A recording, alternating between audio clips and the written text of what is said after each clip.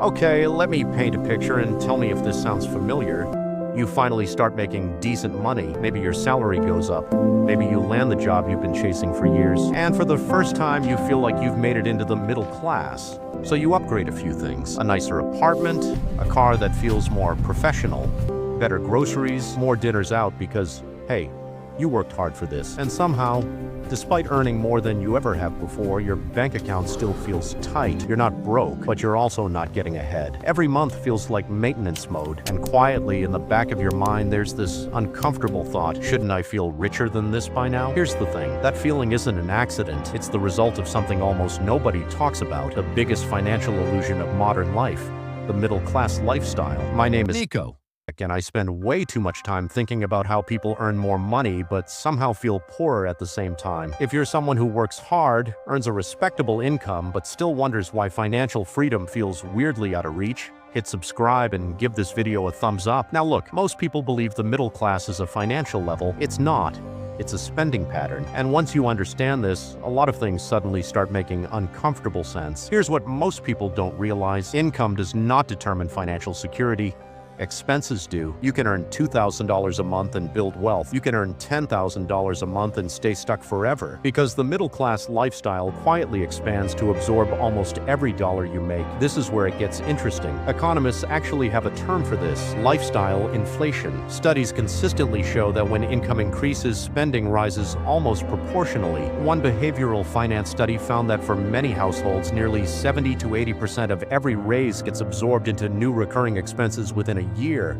Not savings, not investments, expenses. And the scary part, most of them feel completely reasonable. Let's do some simple math. Imagine someone earning $3,000 per month. They live modestly, share housing, cook often, and save maybe $300 monthly. Then their income jumps to $5,000. Now logically, savings should explode, right? But instead, rent upgrades from $700 to $1,400. Car payment appears, $400. Subscriptions, better phone, more convenient spending, another $300. Dining out doubles. Suddenly, monthly expenses rise from $2,700 to $4,700. Income increased by $2,000, but savings only increased by $200. Financial progress barely moved. Now you might be thinking, okay, but isn't improving your lifestyle the whole point of earning more? Yes. But here's the psychological trap. The middle-class lifestyle sells comfort today in exchange for dependence tomorrow, because most upgrades aren't one-time purchases, they're permanent monthly obligations, and recurring expenses are what quietly control your future. Here's a metaphor I want you to think about. Imagine your income is water flowing into a bucket. Most people assume wealth comes from increasing the water flow, but wealth actually comes from how many holes are drilled into the bucket. Every upgrade, car payment, higher rent, financing plans, subscriptions adds another hole. So even when the water pressure increases, the bucket never fills, and society normalizes this completely. Here's what most people don't realize about the middle-class dream. It was originally designed around stability, not wealth. Decades ago, middle-class living worked because housing cost roughly 2 to 3 times annual income. Today, in many places, it's 6 to 10 times income. Meanwhile, lifestyle expectations have multiplied. Bigger homes, constant upgrades, technology cycles, convenience culture. So people are trying to live yesterday's dream at today's prices, and the math just doesn't work anymore. This is where psychology takes over. Humans don't judge success absolutely. We judge it socially. You don't feel middle class because of numbers. You feel middle class because your life looks similar to the people around you. If coworkers upgrade cars, your car suddenly feels old. If friends travel more, staying home feels like failure. Behavioral researchers call this relative consumption. We subconsciously match spending to our peer group to avoid feeling left behind, and companies understand this perfectly. That's why marketing rarely says, "You need this." It says, "People like you already have this." Now here's the shocking part. Many middle-income households are only one job loss or emergency away from financial stress. Even while appearing financially stable on the outside, surveys repeatedly show a large percentage of households struggle to cover unexpected expenses without debt. Not because they earn too little, but because their lifestyle requires continuous income to survive. That's not wealth. That's dependency wearing nice clothes. Now you might be thinking, so what, we're supposed to live like students forever? No. And this is where people misunderstand the message. The goal isn't avoiding lifestyle upgrades. The goal is controlling the timing of upgrades. Here's what wealthy builders do differently, and this is subtle. When their income rises, they delay lifestyle expansion. Instead of upgrading immediately, they redirect raises into assets first. Let's run the math. Say you receive a $1,000 monthly income increase. Option A, the middle class default, upgrade apartment, plus $500, car payment, plus $300, lifestyle spending, plus $200, raise gone. Option B, delayed lifestyle, invest $800 monthly into diversified investments, earning an average long-term return around 7%. After 10 years, that single decision could grow into roughly $140,000, not from extreme sacrifice, just delayed consumption.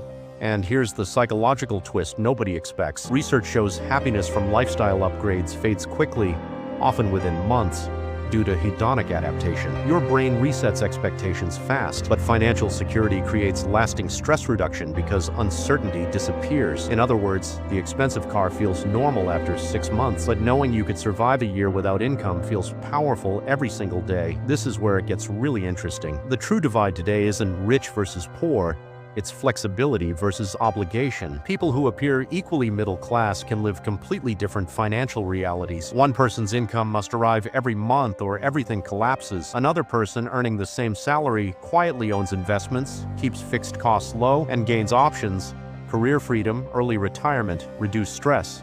Same income, different lifestyle design. Here's what most people don't realize. The middle-class lifestyle becomes dangerous when identity attaches to spending. When your car represents success, your home represents status, your lifestyle represents self-worth. Cutting expenses feels like losing identity, not gaining freedom. And that's why people stay stuck even when they intellectually understand the math. So what do you actually do about this? First, separate comfort from signaling. Spend aggressively on things that genuinely improve daily life.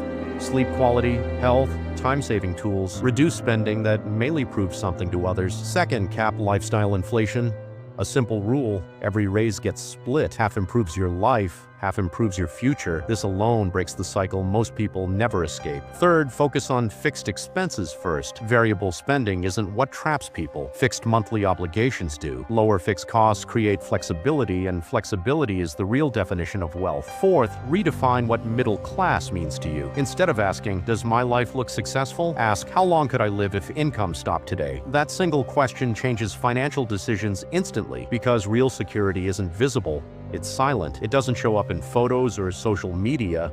It shows up as calm. Here's the surprising reveal. The biggest financial advantage isn't earning more, it's needing less, because every dollar you don't require monthly becomes a worker buying back your future time. And once investments begin covering even small portions of expenses, momentum changes psychologically. You stop chasing income just to survive. You start choosing how to live. And ironically, many people who escape the middle-class trap still look middle-class from the outside. Same neighborhoods, similar lifestyles, but completely different financial foundations underneath. One lifestyle is financed by continuous effort, the other is supported by growing assets. That's the lie nobody talks about. The middle-class lifestyle isn't designed to make you wealthy. It's designed to keep you comfortably consuming. But once you understand the math and the psychology behind it, you gain something incredibly powerful: choice. And here's the motivating part. You don't need extreme income to escape this cycle. You just need awareness earlier than most people get it. Small decisions repeated consistently, delaying upgrades, investing raises, controlling fixed costs, quietly compound into freedom, not overnight, but inevitably. So if you've ever felt confused about why earning more didn't automatically make life feel secure, you're not failing. You were just following a script nobody questioned. Now you get to rewrite it. And honestly, that's where real wealth begins. If this video made you rethink money, comment one habit you'll change today, and subscribe for more real financial insights.